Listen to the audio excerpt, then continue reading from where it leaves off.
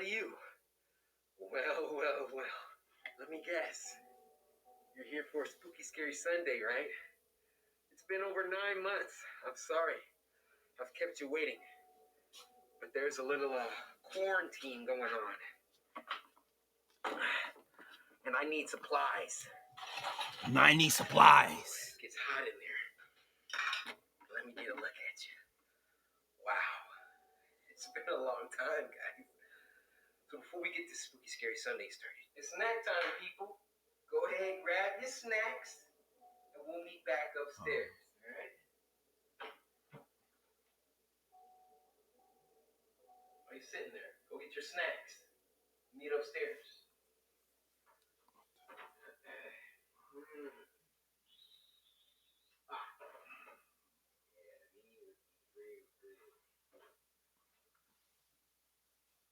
You still standing there?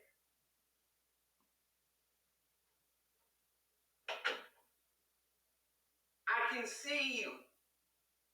Get up.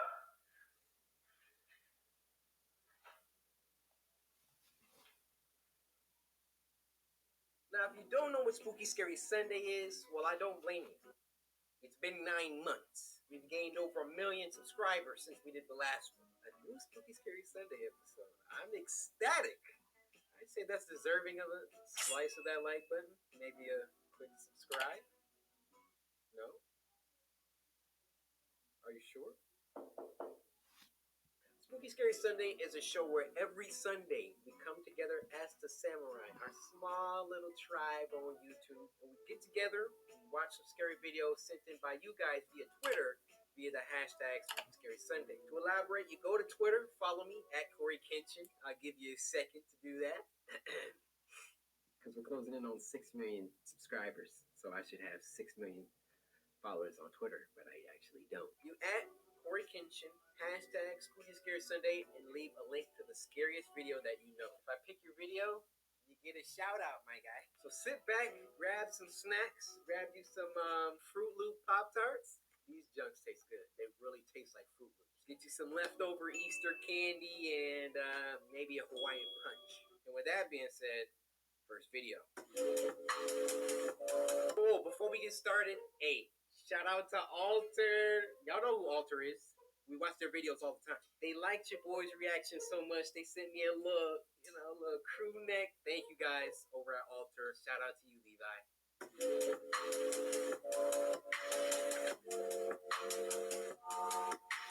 All right, we haven't even started this first one, and it's already looking crazy. This first one is called Just Beyond the Golden Arches, and it was uploaded by Meat Candy. This was sent to us by Isaiah Smith, who said, make sure to finish your Happy Meals.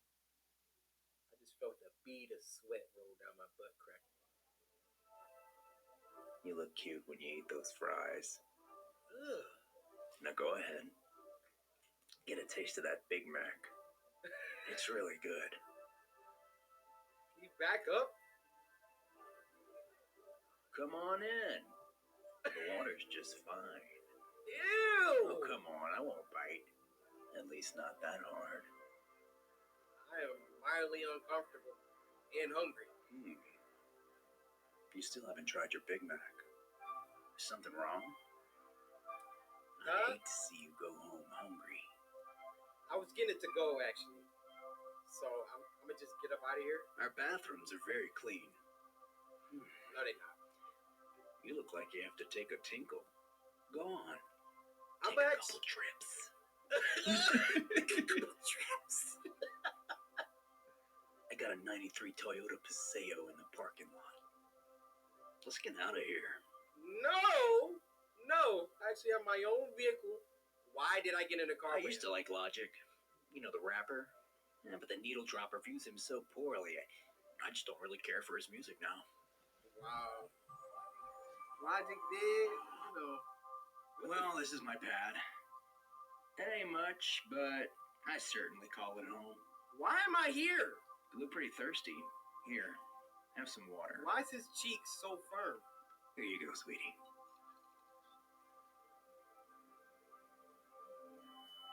Oh, that wasn't water. That was not water.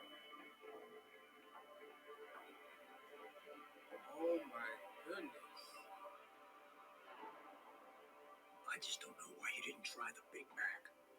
I wasn't. Me? I wasn't Don't you hungry. want to know how succulent it can taste? How beautiful life can really be? We are in trouble now. Don't go home with strangers, people. Don't be afraid. When you come to your senses, I'll bring you back up. Where am I at? Easy with him now. We really need to try this Big Mac. Oh!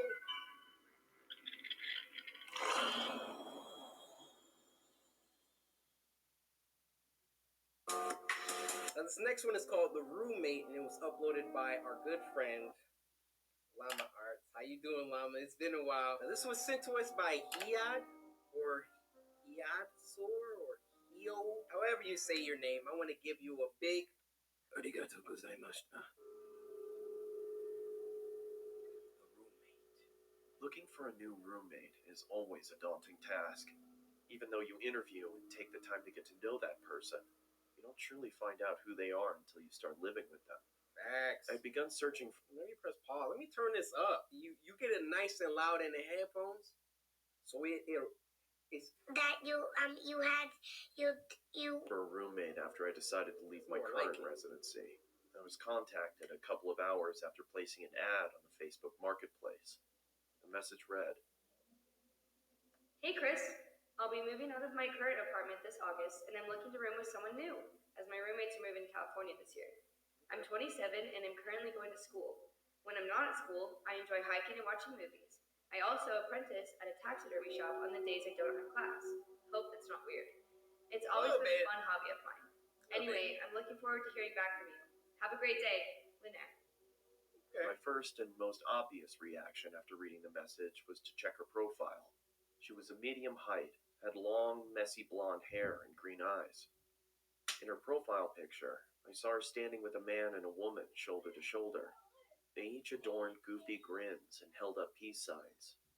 Under the photo, the caption read, "Love my roommates." okay. I smiled to myself and decided to send her a message back. Oh, hey, The sun beat down on us. what was that over there? Various objects to the second floor of our new apartment. It took us a couple days to get everything out of the moving trucks and into our new place, but as soon as we did, a wave of relief washed over our sweat-drenched and sore bodies. After a couple more hours of rearranging, we each grabbed a beer from the fridge and sat on the porch. We reminisced about old 90s cartoons and what video games we obsessed over as kids, and as the sun started to set, I truly felt relaxed and confident that things were going to work out. But they didn't. Nah, quick question. How many of y'all would put out an ad for a roommate and accept a response from the opposite gender? Because I'm thinking, I put out an ad for a roommate. If you even a little cute, guys, I'm joking. A week later, I started a new job for a construction company that was owned by a good friend of mine. As I was getting ready, I heard the front door swing open. I walked into the living room to see Lunaire and her friend David sliding in a large box. Hey, hold up! She got there. Who is I you? asked. Through a strained grunt, she replied, I bought a freezer to store some of the animals I'm planning on using in my taxidermy work. I hope that's alright. No, it's like you should have cleared I that was obviously before. hesitant It's already at first, here. as there was no mention of this happening in the first place, but I eventually accepted and returned to my room to continue getting She ready for already work. on that weird stuff. I came home at around 9 p.m. after having a couple of beers with friends and noticed that the freezer was nestled snugly in the lower part of the pantry. A low hum could be heard reverberating off of the inner walls. I was curious to see what was inside, but didn't want to intrude on Lunaire's business, so I went into my room and changed into more comfortable clothing. I'm taking a peek. After changing, I came back out to the kitchen and started making a sandwich. I opened the fridge and grabbed what I needed. As I turned around, I stubbed my toe on the edge of the island countertop and let out a long, exasperated grunt. Ouch. Through my frustration, I slammed the fridge door shut and checked my toe to see if there was any bleeding. As I raised my head back up, I was greeted by a shadowy figure. Lunaire was standing in the doorway leading to her room. The darkness behind her almost seemed to envelop her. Is everything okay? She said in a deadpan tone. Shit, yeah, I'm sorry. I just slammed my toe into the corner of the countertop as I was making a sandwich. I hope I didn't wake you, It's fine. she said, in the same deflated tone as before. She then turned around and walked back into the darkness of her room. I could tell that she was pissed, so I quietly made my sandwich and retreated back to my room as well. Hey, Lunaire, you want a PB&J? I mean, I could make you one real quick. Maybe we can watch some TikToks after? Only hearing the low hum from the freezer as I closed my door. I had the next day off, so I was able to sleep in a little longer than usual. When I finally emerged from my room, I walked into the kitchen to make breakfast. As I opened the refrigerator, I noticed that the light wasn't turning on and there was a lack of cold air escaping from inside. What? She I turned unplugged it? around and flipped the light switch to confirm my suspicion. Sure enough, the power was out. Damn it, I muttered under my breath. I walked over to Lunaire's room and knocked on her door to tell her about the power outage if she didn't already know, but there was no answer. I then remembered that she had classes that day and probably wasn't home. I walked back to the kitchen and past the pantry. Why is it a As I did, padlock? I slipped on the floor but was able to catch myself on the countertop. What the? I angrily exclaimed as I looked down at the floor trying to figure out what I had slipped on. It was blood. It had started to leak from the corner of the freezer and pool onto the floor. I quickly tried to open the freezer to find out the cause of the viscous liquid, but then I noticed that it had a padlock attached to it. Heck no. I don't remember seeing that before. Lunaire gotta get I up ran out out of to there. my car and grabbed my toolbox from the back seat. I approached the freezer and set my tools down on the nearby countertop. I then pulled out a small pair of bolt cutters and snapped through the metal of the padlock.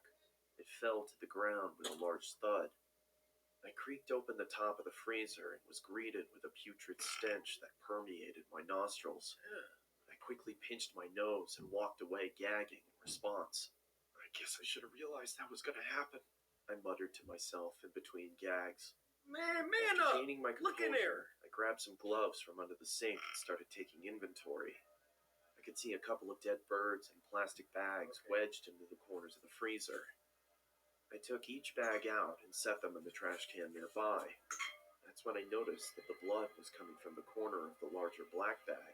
I don't know why, but I decided to open the top of the bag and peer inside. I was greeted by large, milky white eyes, swollen black tongue surrounded by cracked and bloated lips, and the matted hair of a human head.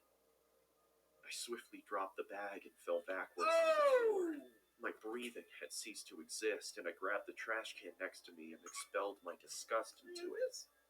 Call the I then police! ran out the door, got into my car, and called the police. Good job.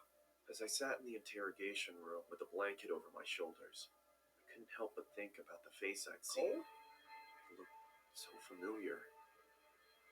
That's when it finally hit me. I pulled out my phone and looked at Lunaire's profile picture. It was her old roommate. The one she said was moving to California.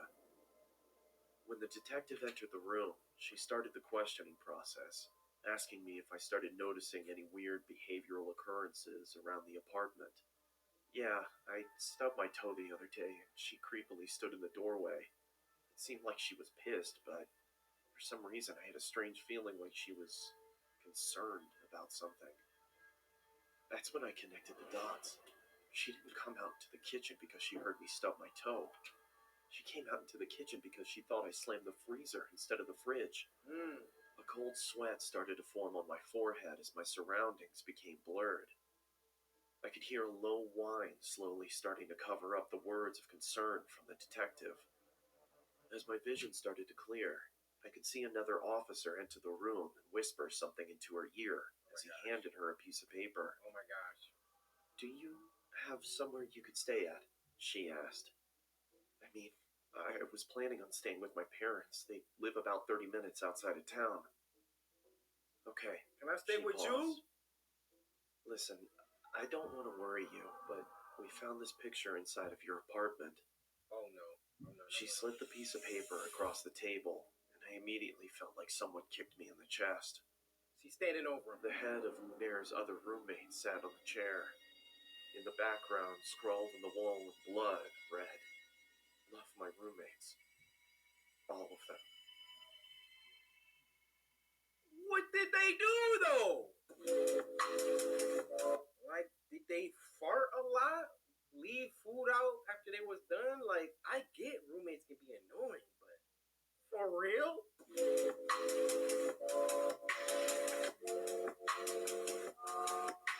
So this next one is called A College Horror Story. It's another one by Llama Arts. I see you've been putting in work. This was sent to us by Kyrie Supreme, and he said, "Welcome back, my man. This is for you." Kyrie, I appreciate you for the welcome back, my guy. And I would also appreciate it if you slice that like button.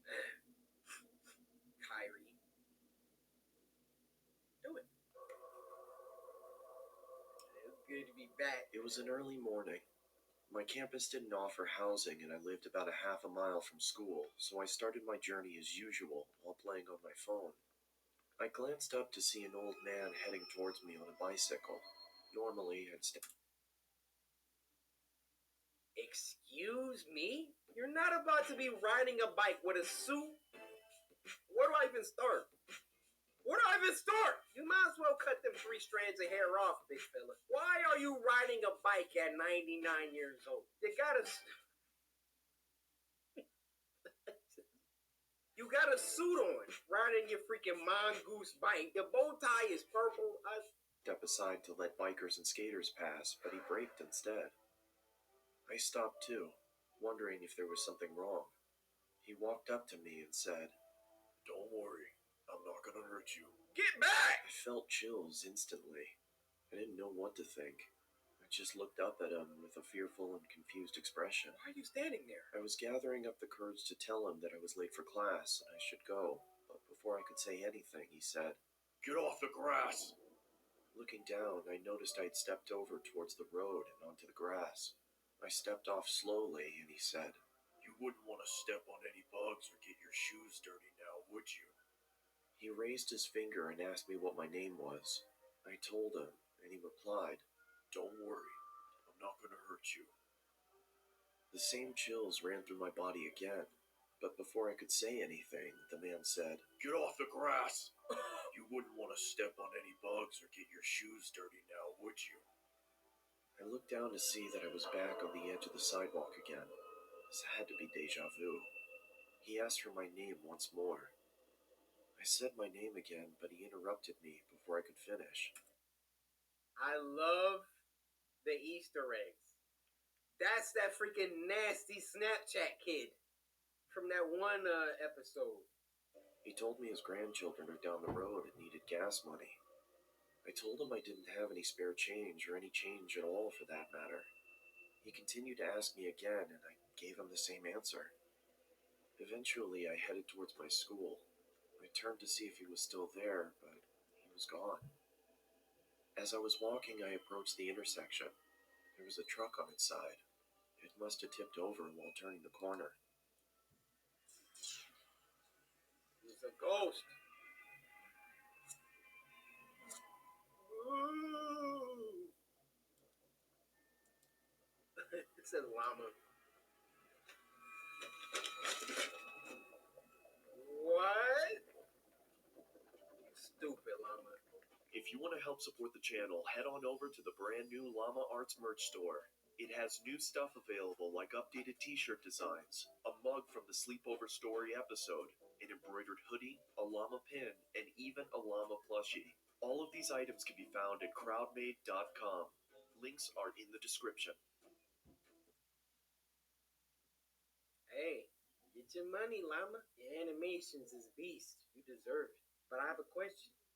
Wasn't that kid in college? Why do you look 12?